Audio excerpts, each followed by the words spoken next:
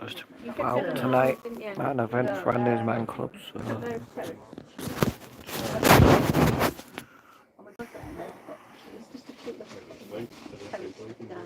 You're doing your walk on Saturday?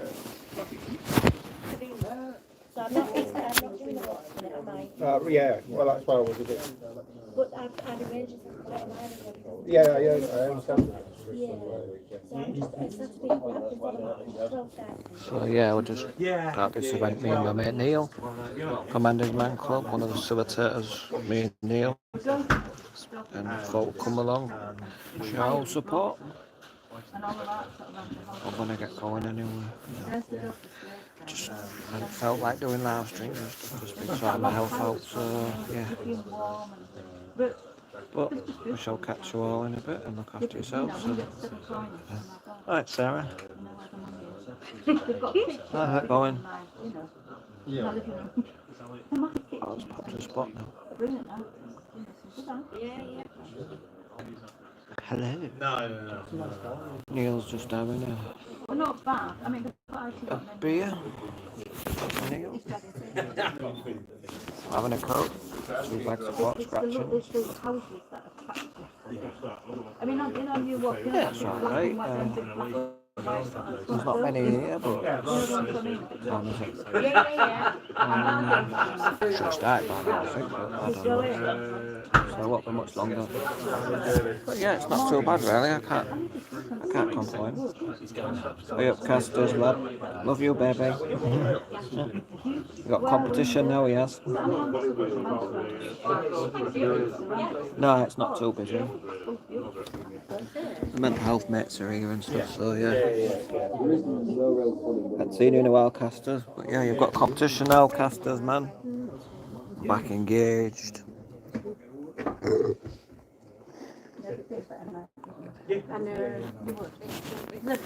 So yeah, it's starting in a minute.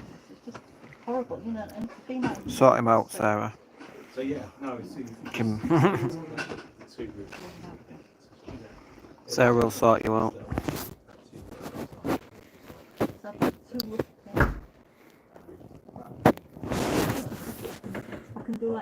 Cod season's coming up. Me and Sarah are going to be on the cod this year. Big cod. Only because I enjoy it. 25 and 30. Yeah, brilliant. Just nice simple. We're certainly going to go for them cod this year. Signal's a bit slow in here, so I do apologise.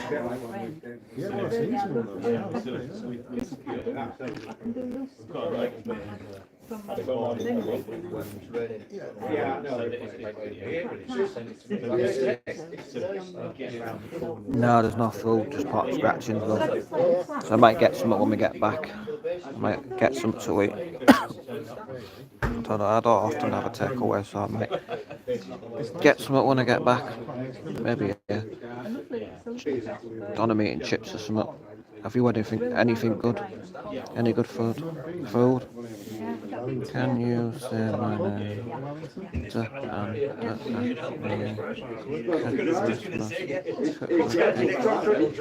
Hi mate, how are you? Yeah, no need to repeat the same comment. I can say your name, Danny. Oh, Daya. Yeah, Daya, sorry.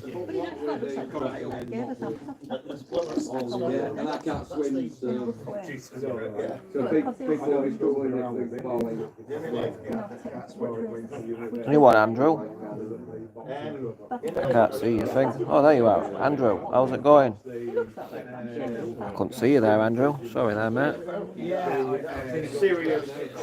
Neil's not going away.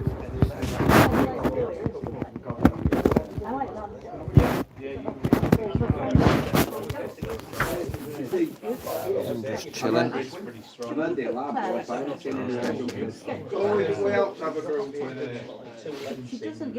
Okay, yes, Sarah. Thank you, Sarah. Much appreciated. Love it. It's amazing. Yeah, that's how you do it, boys. Not to and fro, you just agree. And you eat your food, and you say thank you very much.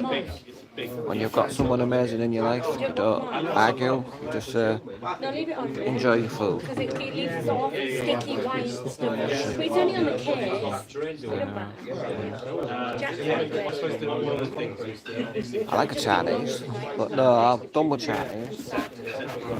Andrew, I've had enough Chinese for a bit. I don't know, just not feeling Chinese. We'll work some out.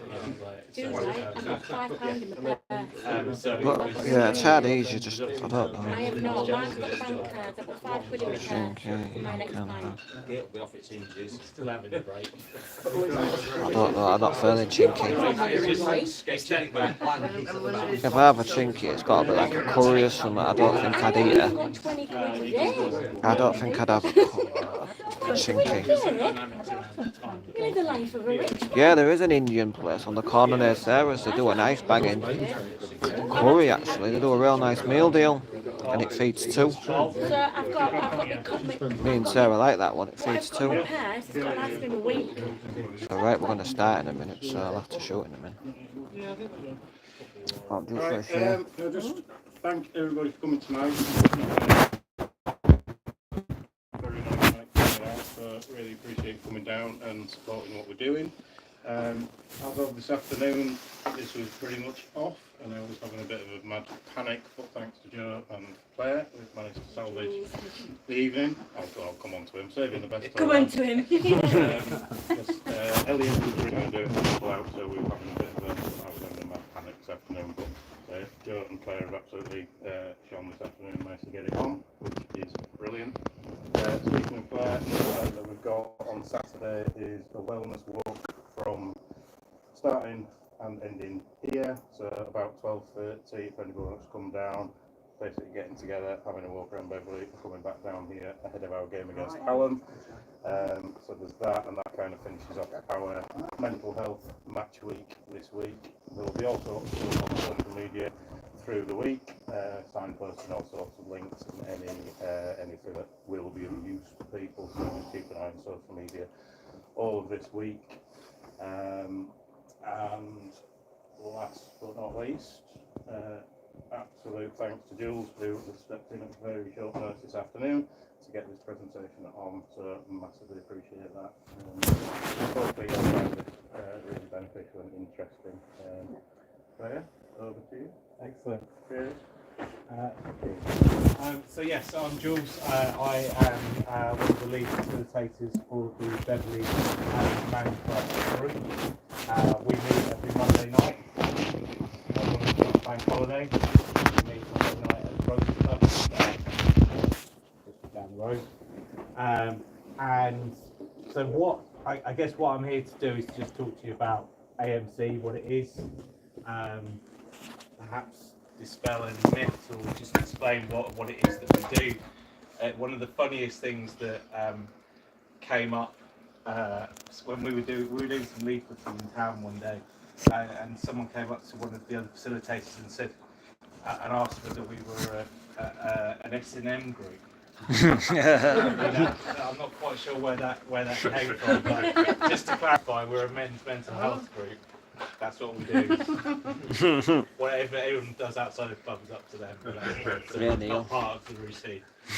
So I've got a little presentation that I'm going to just take you through. There's obviously resources out on the table. You're more than welcome to take anything you want, anything that's out, take it. We've got copies of everything. It's really just about getting that word out there, whether it's you yourself, whether it's someone that you know, whether it's two people removed from you. It's about making sure that people are aware that we're there, because that's what we do. You know, this is what we do, and this is what we're trying to do for the men of Beverley.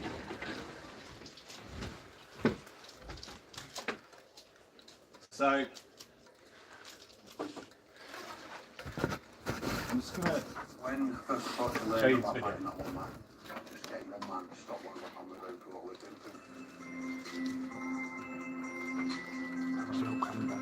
Yeah. Hi, my name's Luke Hamlet. I'm the co-founder of Andy's Man Club Talking Group.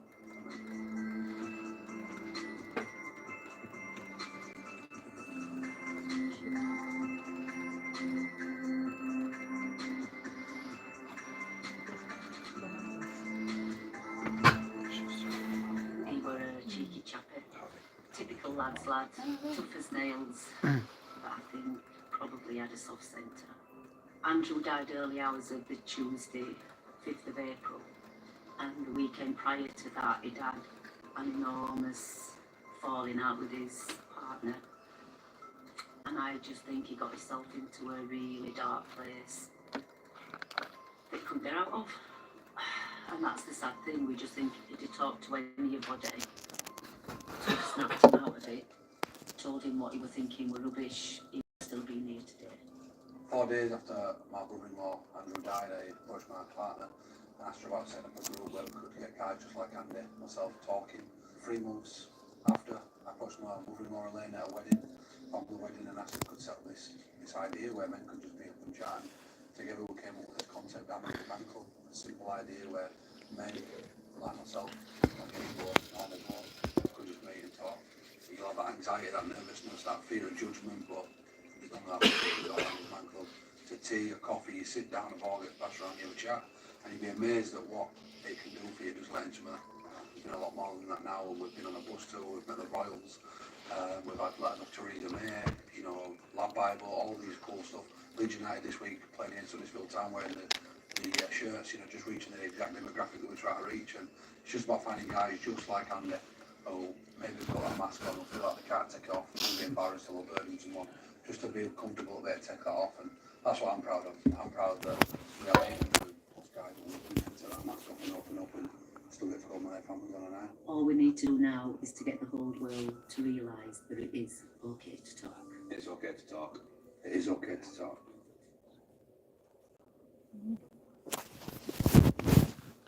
When first. So that's a video from a couple of years ago that Luke did with Lad Bible. So one of the first things that people tend to ask is who's Andy. Obviously, it's Andy Club. You can see who Andy is. Andy very sadly was a young man who took his own life, and his mum, who you saw there, and brother-in-law got together with this idea for a talking club, just to get guys to talk. And one of the things we do at AMC is that we are explicit about what we're trying to do.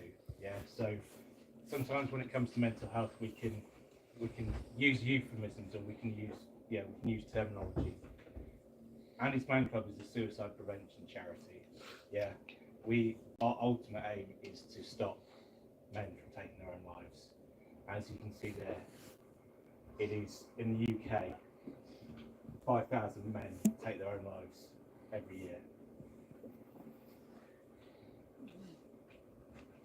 which is 12 men every day, or 1 man every 2 hours. Suicide's the biggest killer of men under 54. That's actually recently moved up. It used to be under 50, it's now under 54. And like I say, we don't shy away from the fact that that's what we're trying to do. We want to provide support to men. That's what we're there for. But ultimately, our ultimate aim is to try and bring down the male suicide rate in the UK. So the first club was in 2016, which was in Halifax, which was where Andy was living at the time. And I think there was 9 guys that turned up the first week. This week just gone, there's been 200 clubs across the country, and almost 5,000 men attended those clubs. So it's incredible how it's come on. And even since I've been involved for sort of 4 years here in Beverley. And when I started, or when the Beverley Club started, it was about Club 60-ish. And like I said, we've now got 200.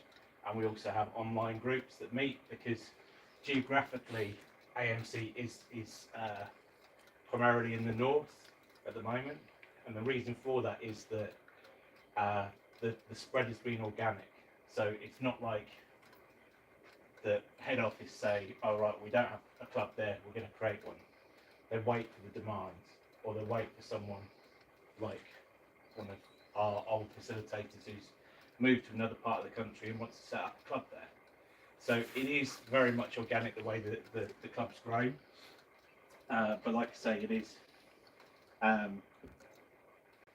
it is really significant how it's grown over the last couple of years, and obviously post COVID. And what you'll see is our hashtag, It's Okay to Talk. That was something that Luke came up with and sort of went around the world. And we also, you will see the OK sign, and that's something that we obviously is very prominent in a lot of our literature, and it's also something that's sort of been picked up across different groups. We are really lucky to have a lot of support from sporting organisations. So we've recently just opened one of the latest clubs that just opened was at the Man City ground, and we've also had a number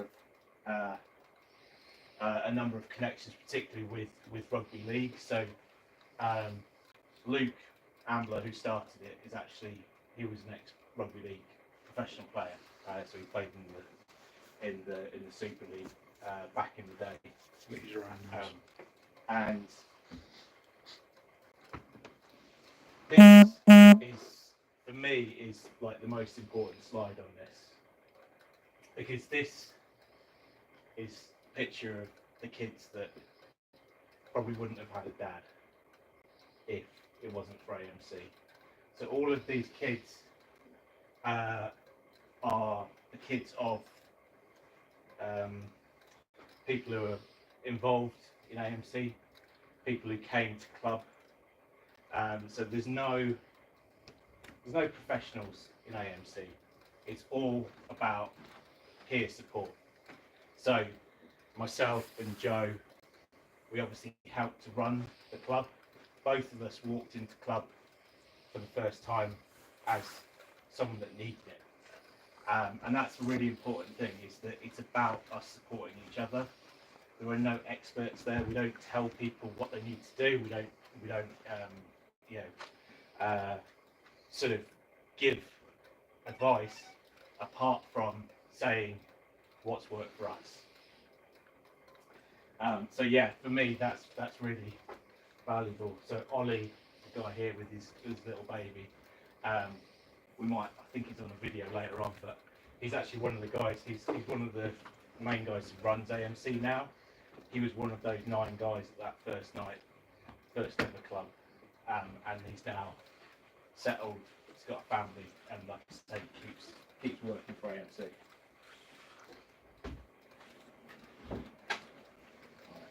let's see whether this works. Starting a group or a club called Andy's Man Club, and the reason I came up with it because I've been passionate about mental health for a long time.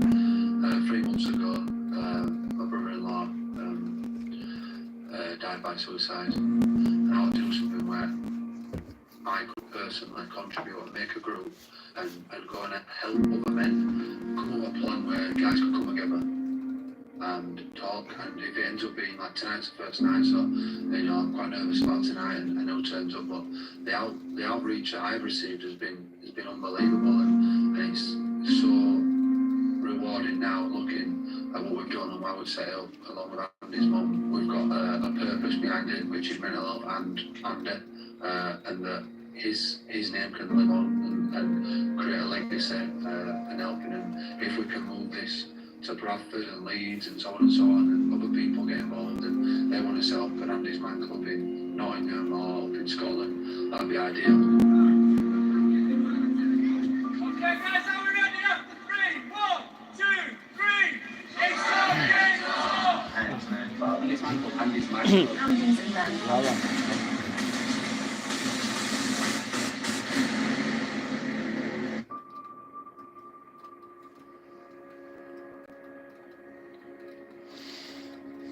We're here at Albert Prom. Significant for 2 reasons for me. One, we're just above where Andy died by suicide.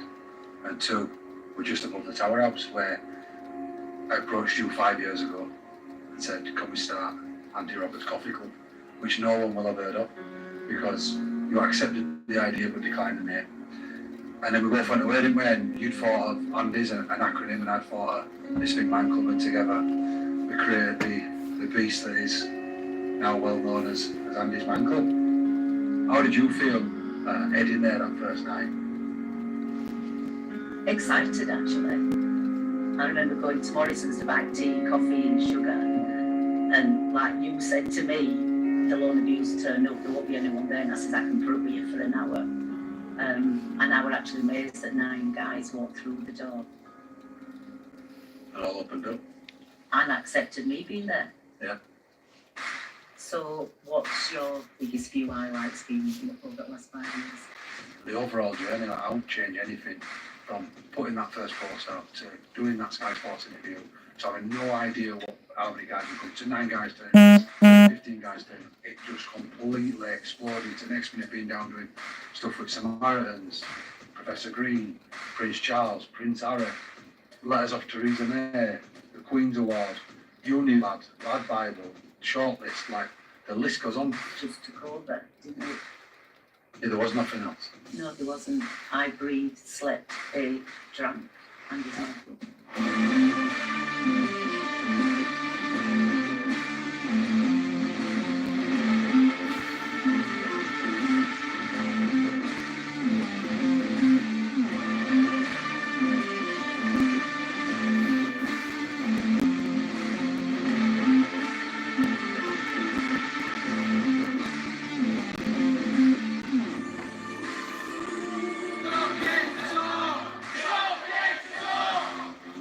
Everyone that goes to the wrong group says it's a brotherhood that they've got. It's like having a second family.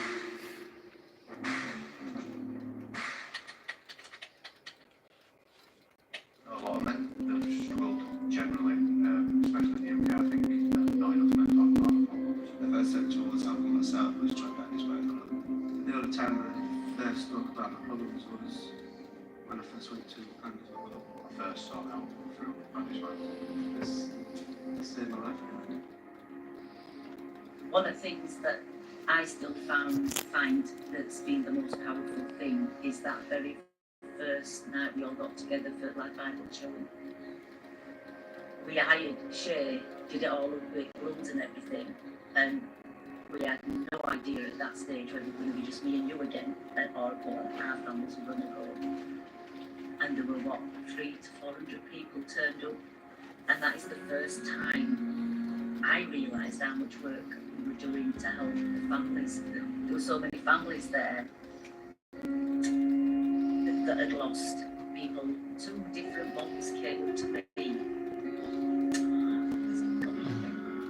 2 different moms came up to me and said, it's the first time I've ever been able to talk about it, because suicide is something you just never talk about. If somebody asks how did your son die, but it is very difficult to say he died of suicide, and they were both in tears, and they just said it's the first time I've ever been able to talk. And it weren't until then that I realised what a massive impact we were having on the families.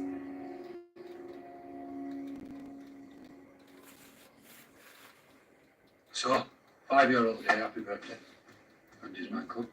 So that first night, we've walked in, 9 men have turned up, one of which, Oliver Bix. What a journey that man's had. And they just...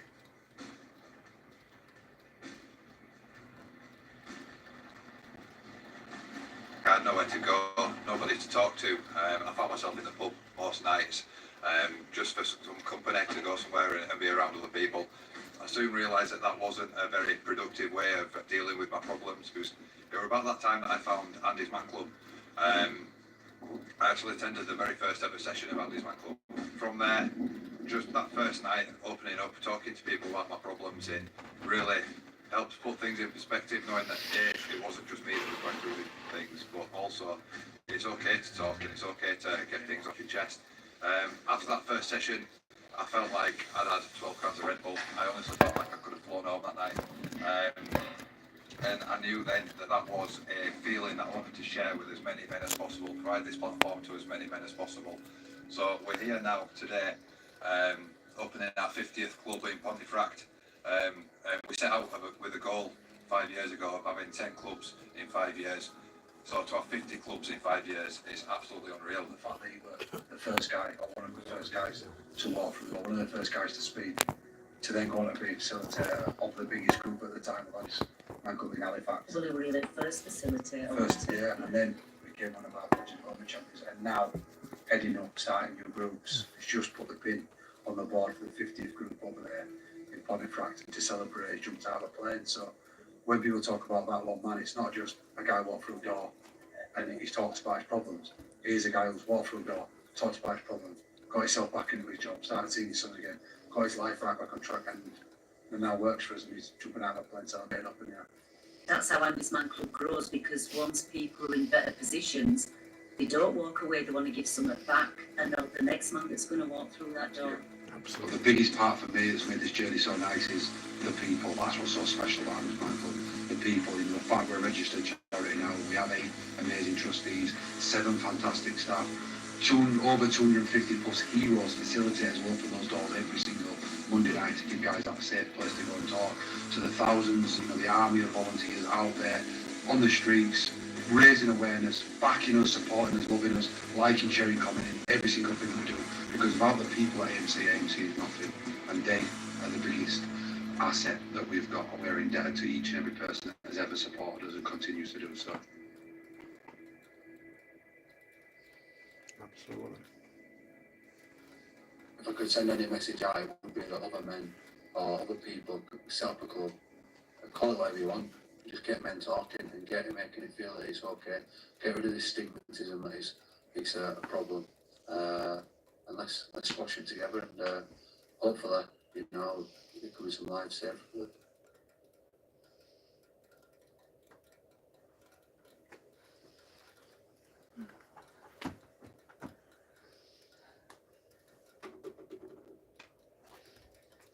So, like I said, that film was 3 or 4 years ago. At that time, we obviously had 50 clubs, we had 250 facilitators. We now have 200 clubs, we now have over 1,000 facilitators across the country. Like I say, every single one of those facilitators has first walked into club as someone that needed it. We are there to do what it says, to facilitate the group. Yeah, we're not there to give anyone particular advice, we're just there to make sure that it runs, make sure that it runs well. So 200 groups. We're open to any man over the age of 18. So the youngest people that have walked through our door in Beverley have been 18. Oldest is probably in their 80s, I'd say. Sometimes I don't like to ask, but that region. We're open every Monday at 7 o'clock, 7 till 9 o'clock. So every club in the country is open on a Monday, 7 till 9. That can be difficult for some people that can't make Mondays, but it's one of the things that makes the club work, is that we are there. We don't open on bank holiday Mondays, and that's because some of our venues across the country can't open. So the idea is if we can't all open, then we don't. And fortunately, this year, so quite often, most years we'll have some kind of break over Christmas. Fortunately, this year we don't have any Monday bank holidays, so we're actually going to be meeting every week. And it does become really important. We've got some guys who come every week, and it just becomes part of their week. And actually, when we do have a bank holiday, it can be a little bit difficult, which is why we tend to try and do something, go and do a walk or something on a bank holiday Monday, so that there's at least that sort of part of the routine. We don't take bookings, we don't take any kind of referrals. You don't need to be sent by anyone to us. We don't take a registration. So, as I always say to guys on their first night, come in, see whether it works for you. If it doesn't, that's fine. We are what we are. Yeah. But also, there's no expectation that you come for X number of weeks or anything like that. people use club in a lot of different ways. Like I said, there's some people for whom it is really part of their week. Some people might come at a point of crisis for a few weeks, and then we might not see them for 6 months, and then they'll come back because they know that it's a good place for them if they're needing to get something out of their head, or they're struggling with something, or there's been a little bit of a dip in their mental health. And that's brilliant. We love to see guys come back, and quite often I might be out and about in town and guys will come up to me who haven't been to club for a few weeks, and they'll be like, "Oh, I'm sorry I'm not coming." I'm like, "I'm really glad if you don't need it. You don't need it. That's brilliant." So yeah, it's quite funny when people apologise for not coming. Like I said, it's almost 5,000 now. We're not quite tipped over 5,000, but it's certainly it was 4,900-ish this last week. It tends to get busy around the holidays, particularly in the new year. So that's generally when we have our highest numbers. So each club is different. Each club's in a different kind of venue, it's different kind of location. So in Beverley, like I say, we meet at the rugby club. We get between about 25 and 30 guys each week. Our highest number ever was 38, I think, something like that. Sometimes, because like I say, no one has to turn up, sometimes we actually have a really small group, just randomly one week. But what we do, and what I always say to guys when they turn up, is you don't have to talk in front of those 30 guys. Yeah, so we will always break up into smaller groups when we do the actual discussion and actually talk about what's happening. We also run online groups. So like I say, geographically, we don't cover the whole country yet. And online groups are available for people who aren't near a club, or also for guys who might be housebound for reasons of disability or around their mental health. It's a really good way for people to get that experience. It's not quite the same, but it runs in broadly the same way as our face-to-face groups. So one of the big questions I get when I go around and do events and stuff is like, what actually happens? Yeah, and there can be a degree of sort of anxiety just around what happens. The reality is that we're a talking group. Yeah, so what we do is we will, when we arrive, there'll be like teas and coffees available. People get themselves a brew, they'll sit down. We'll do the sort of basic introduction. People will introduce themselves, and then we use the ball as a talking ball. And what we do is we ask 5 questions each week. So the questions are basically conversation starters. First 3 questions stay the same each week. So every single week you'll have these 3 questions. The first one is, how's your week been? The second one is a positive from your week. And the third one is, do you have anything to get off your chest? And that's basically the heart of the club. So that allows people to talk anything from something that happened that day to something that happened 40 years ago. Something that is massively significant to them, but maybe wouldn't be to anyone else, or something that is actually they might not have told anyone before. It is really an opportunity for people to open up. What I would say is that we use the ball, and first night, I always say to guys when they're there on their first night, you don't have to speak. It is absolutely welcome. Everyone's had their first night, and what they do is, if you don't want to speak, you just pass the ball on to the next guy. Yeah, so you don't have to answer any questions if you don't want to. It's not uncommon for guys on their first night to literally just sit there and listen. Or what they might do is they might listen for the first 3 questions, which are the sort of standard questions. Questions 4 and 5 change each week, so they tend to be more thinking about the future, and question 5 is always like a quick fire kind of questions. So I think a couple of weeks ago, question 5 was, what car from a movie or a TV show would you like to have? Yeah. So basically, you can basically tell what generation people were by which car they chose.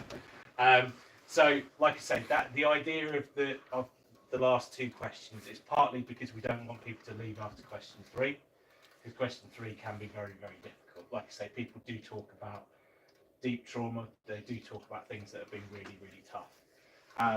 And it's also just to allow guys to think about the future and to think about things that are maybe not. When you are in a well in terms of your mental health, it can be almost impossible to think about anything else.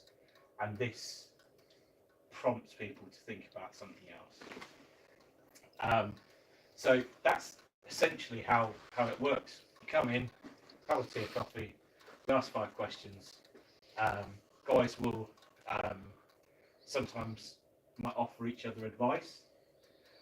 What we would say is that we always come from a point of view that we want people to be sharing their own experiences. So we don't want someone to say, oh, you should do X. You know, you should try this. You should try that. What we want guys to be saying is, I had a similar situation. This is what worked for me. And that's the heart of the club. That's the heart of how people make progress in club. So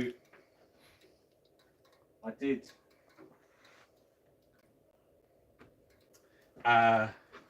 Obviously, Joe's been stood here next to me, and he needs to have his own bit. So what we always like to do with the presentation is to have someone give their own experience of being at club. I think you've heard enough from me, so I'm going to ask Joe to talk about his experience of being that one man. Well, first of all, before I start the first thing I'd like to say is I wasn't sure whether to do this. The reason for that was I know a lot of people in this room personally, so I'm divulging a lot of things that would be personal to me, people I know. However, if we're going to come here and encourage people to talk, we need to be the starting point of that. So we need to lead by example, and we need to share our experiences with people to give them the confidence and the bravery to go away and do it themselves.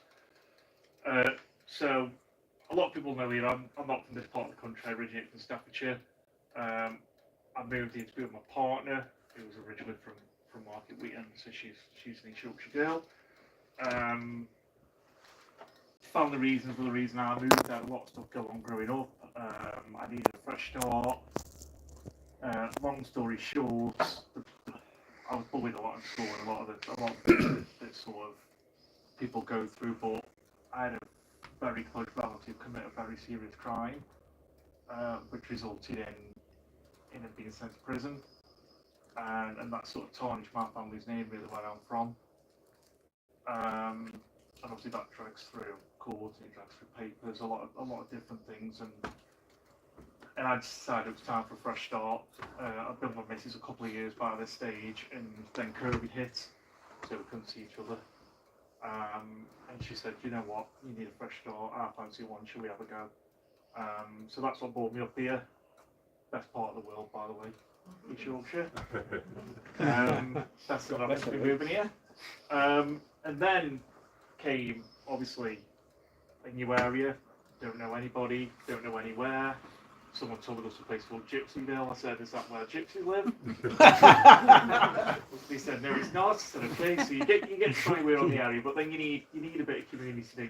You need somewhere where you can sort of let off steam. You need friends. You need sort of companions, and that's where I'd heard of Andy's Man Club, but I'd not tried a group. So I went down to, it was Waffle 21 at the time, wasn't it, on Swanmore Lane. And first night I was there, I think we had 7. So it didn't last as long as it does now, that's for sure. And it can be a lonely place, a very lonely place for your mental health. And when you go into that room and you see other people, before they even fully spoke, you feel empowered straight away. That, you know, that feeling of loneliness slowly disappears, because you're with other people like you, and you think it's not just me, there's other people here as well. And that feeling of togetherness holds great power. Continued to go, we sort of grew and grew, and then one day Jules said to me, do you want to get involved? And for somebody who, I'll be honest with you, has lacked purpose, I'd lacked purpose for a while, I'd lacked anything to give me motivation, lacked anything to give me drive, and it was for something for me to get my teeth stuck into and have a bit of self-pride in, a bit of self-confidence, a bit of love, and somewhere to put my energy and let that frustration out on something I really cared about. So I think I've been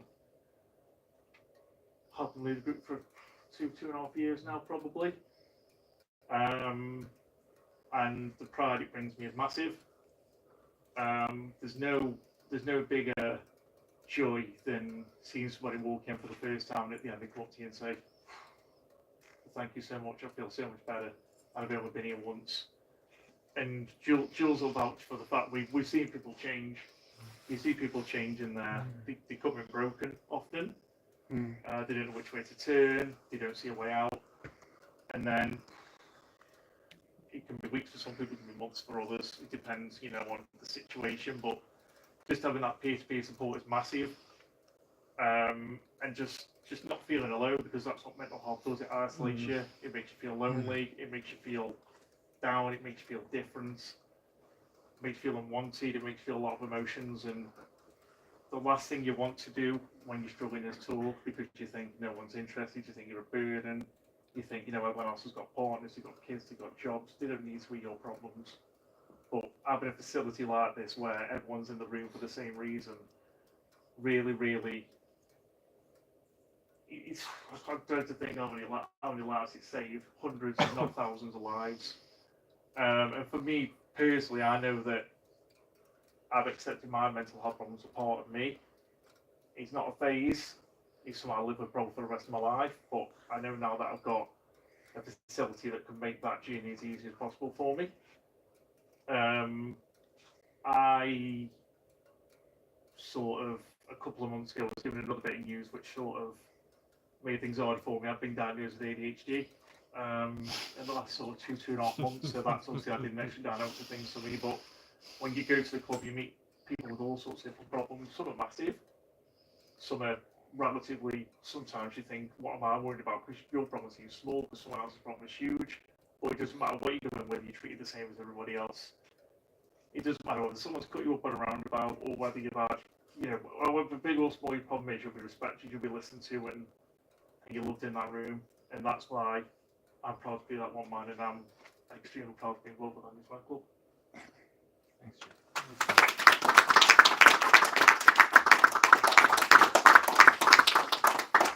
And I think what Joe says about it being a safe space, that's the most important thing for us. That's what we want as facilitators. We want people to be able to talk. We want people to feel that it's a safe space. It is a confidential space, so the only reason that we would ever go outside of club is if there was a direct risk to an individual. That's never happened in Beverley, and hopefully it never would. But obviously we've got to have that caveat. But like I say, it is a safe space. We don't talk about stuff outside of club, and that allows people to open up. It allows people to open up, and it also one of the greatest things for me is when guys will come in and will say, because I opened up last week in club, it allowed me to open up to my parents or my partner, and it gets people talking outside of club as well. The other thing that's happened quite a lot recently is we've had guys bringing their mates. So it might be someone needs club. You don't necessarily think that it's for you. That's absolutely fine. Like, it's absolutely fine to bring someone if they need that support to get in the door. That's not a problem with us. You're more than welcome there. Because anything that can get that guy through the door is what we want to happen. The other thing that I would say is that we are outside of club. from about 6:30, and generally it's one of us. It's normally me. I will normally stay there till about 7:10, so club will have actually started, and I'll still be outside because my experience with new guys is that they either come very early or they come just after 7:00, which is, again, it's absolutely fine. We will pick you up. We'll talk you through what it is, and we'll get you in the door if you want to. One guy that came in probably 6 months ago now. He came in. I don't know whether people know the rugby club, but the club room's upstairs. He came in. I had a chat to him, took him through all of it. He got to the top of the stairs, turned around and walked back out, and he's like, "I'll try again next week." And I was like, "That's fine. That's fine. Like we don't run after anyone. We don't stop anyone from leaving. It is entirely up to guys about whether or not they want to be there, and we're not gonna, put any pressure on. And like it says here, the best, so the club gets a lot of recognition. It gets national recognition. We get some recognition within the East Riding, and within the areas that we operate.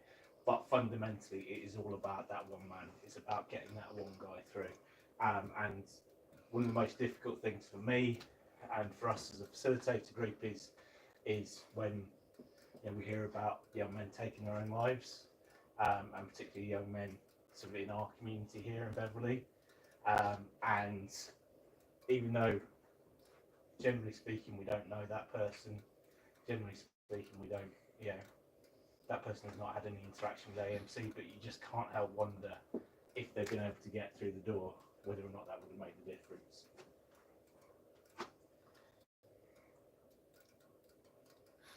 And that, I think, is it. But if anyone has any questions, if anyone has anything they want to ask about, did you want to share? Yeah. A big thank you to my colleagues from Beverley. Me and Scott over there. We're from the Aircourt site in Hull, and we both facilitate there and on there. And Andy's Man Club to me means such a lot to me. Andy's Man Club saved my life, because when you get in a dark place, then you're not rationally thinking, and nothing is like what you know.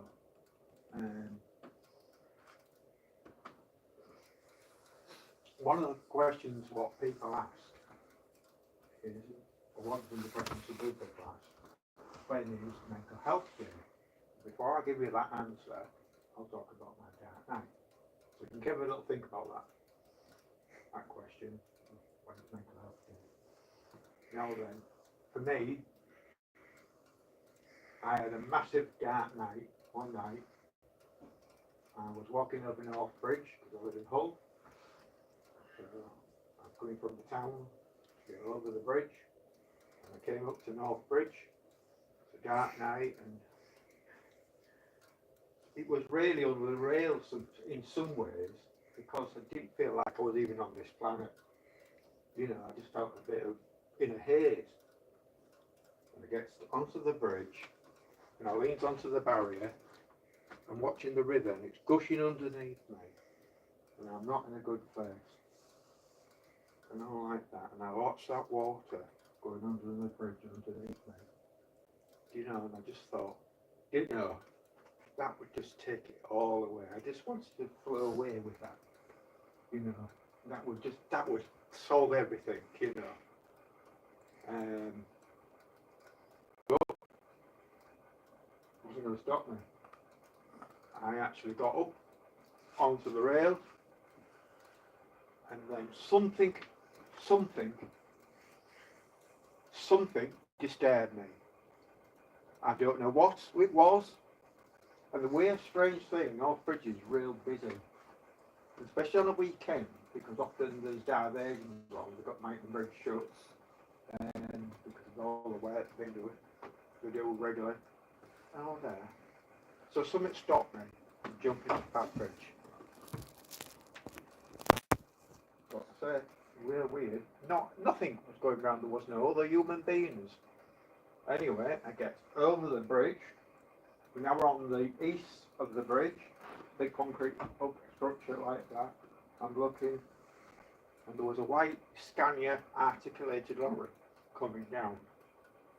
And I looked on there. I prefer Volvos, not Scanias. Just how silly thing from there. And as this lorry came up, and as you come off the bridge, it sort of dips down to go down towards the and what have you. And the last minute, I walked out, and I probably got us from as near as here to where the truck was coming along. And he wouldn't have been ready to see me because he'd be looking down towards the traffic lights to head towards Witham way. Then I heard a voice. Do it. And that was so powerful down there. But it wasn't over there. Because I felt so guilty, I felt selfish, I felt worthless, I felt ashamed. Because you're not rationally thinking. It's an awful place in, like that. And I went it home, but I kept that for weeks and months to myself. Because I didn't want to talk about it, I felt disgusted, So that was another bit I had to cope with. There was the aftermath of, what had gone. But Andy's Man Club, I'd really say around there. I started about 5 years ago. Going there, and it's inspirational. I've been off doing the meet and greet for the latest stage, because that's one of the hardest things with these. A guy will do walking through a gate or doorway the first time. They are absolutely in pieces, some of them. You see, men don't talk about personal things, and what we do is create that safe, sterile bubble for men to talk. We have explained roughly how we do things. Nobody knows quite why it's like that, but it's all it does, doesn't it? And for me, it's all about that next man that gets through them doors and seeks that help and all like that. I got Scott through the gate the first time. You did indeed, Neil. And saved my life. We Won't be if it weren't for Neil. Absolutely close friends. His problem is my problem. My problem, and yours, vice Neil. versa, yeah. And all like that. Right from there. And I think the one thing what Andy's Man Club does gets guys through the doors there. And when they realise that they're not alone, there is other people struggling, there's a sort of relief, because eventually some of them guys are on there, and somebody will, at some stage in attend these meetings, somebody will say, oh, this thing happened at so-and-so, X, Y, Z time. And they think, do you know, I went through a very similar disorder. And when you realise that you're not alone and there's other people there, that, that brings the unity. And what we do, we get guys talking. And that's so important. And that's just what's going on there. And I think it's always good. Like, so, at Echo, what we had 3 new guys through on Monday night. Good stuff. We did indeed. That was right. And it's always good to get them through there. But I tell you what. We're in tears, weren't we? Walks a guy around to where we go and put teas and coffees on. He gets round the corner, right? He's got in the building, right? Because we sort of do like a bit of a one-way system. There's a narrow corridor to go through and we go to the room. And he went down like a pack of cards. But it's not a problem. We looked him up and I carry on talking to him. We got him to the tea and coffee. And he actually did very well. Well, with me being on the gate, coming in late, like what's been said, and we were running 3 groups anyway. The room I went in to assist, this guy wasn't there. So at the end of the meeting, we was having a debrief, and I said to one of them, how did this new guy go? They said he did really well.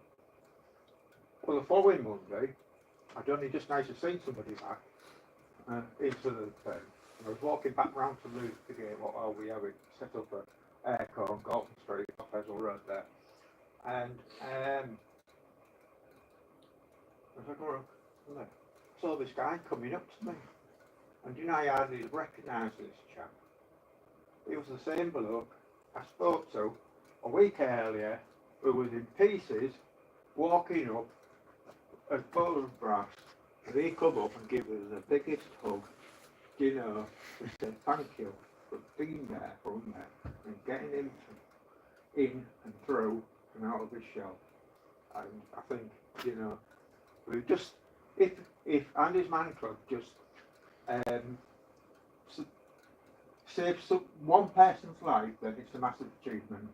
And, you know, yes, I could go on for a long time, but that's on there. But, you know, if you ever get in that dark night, you know, you will just, you know, it's not rational thinking or like that, you know. You're in that bubble, you know, and you can see no way out. But fortunately, I'm still here, going like that. I struggle there, I've got numerous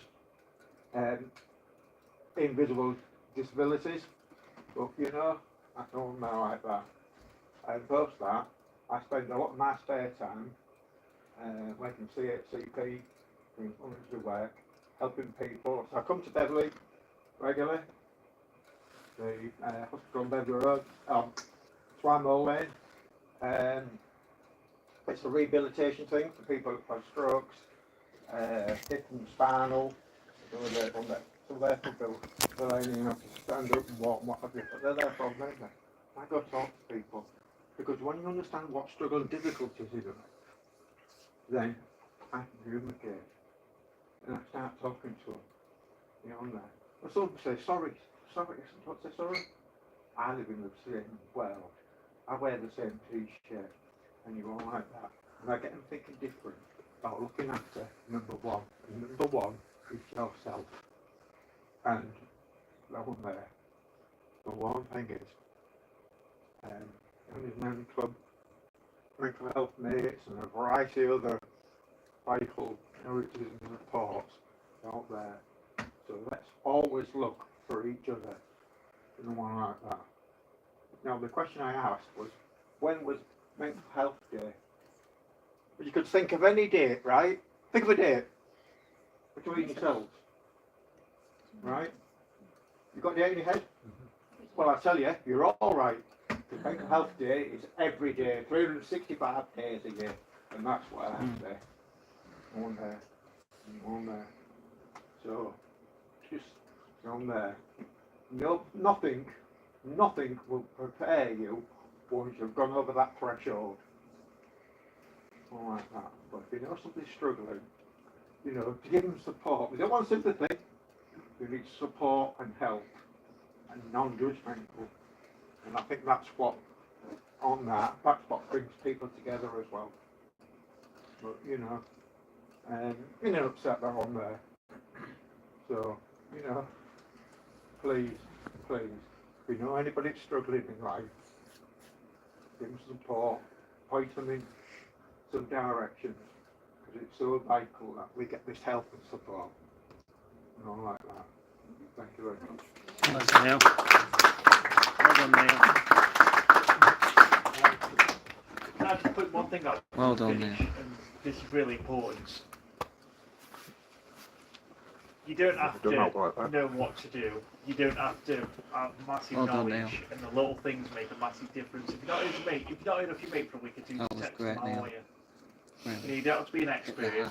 You don't have to have done a mental health first aid course or any of these things. It's the basics that make a real difference. If someone doesn't seem right, just drop them a message and check it on them. It can make a big difference. Yeah, and also, as was said, some guys when they turn up, club are at crisis point, but no one has to get to that point. Like it is perfectly reasonable, although it can be difficult for people to accept that they can get help if they're not at that point. And the other thing to say is just obviously we're down the road here in Beverley. There's 4 clubs in Hull. There's a club in Gaul. There's a club in Bridlington. There's a club in York. There's clubs down on the south bank of the Humber as well. So if it may well be that Beverley isn't, if you know someone that needs it, Beverley might not be the closest place for them. Just literally go on the website and you can find out where the nearest club is for them. But otherwise, does anyone have any questions or anything? No? No, I'll just recommend that we have got, we're in Hull itself. I'm facilitator Airco. We've got Craven Park up Eastle. We've got the university where we use as a location, and we've got one in Hessel, and that's before we get going on to Beverley, Bridlington, and Gow, which comes in the Greater East Yorkshire district and all like that. And just to replicate that, we have the same format in every club there is from there on there. How this is expanded is absolutely unreal and all like that. And it's just, it is a lifesaver and all like that. But please, don't forget, if you know anybody struggling, try and be non-judgment support. So important. So thank you all for your time. Like I said, if you need any resources, anything that's here, please take it. Everything. Like if you've got workplaces or stuff where you could put it up, that's brilliant. It's the more awareness that we have of club, the better. And like I say, it doesn't necessarily matter whether it's here in Beverley or elsewhere in the area, because we are pretty well covered in East Yorkshire at the moment. And if you've got any questions you want to ask to us individually, then you're more than welcome to do so. Thank you.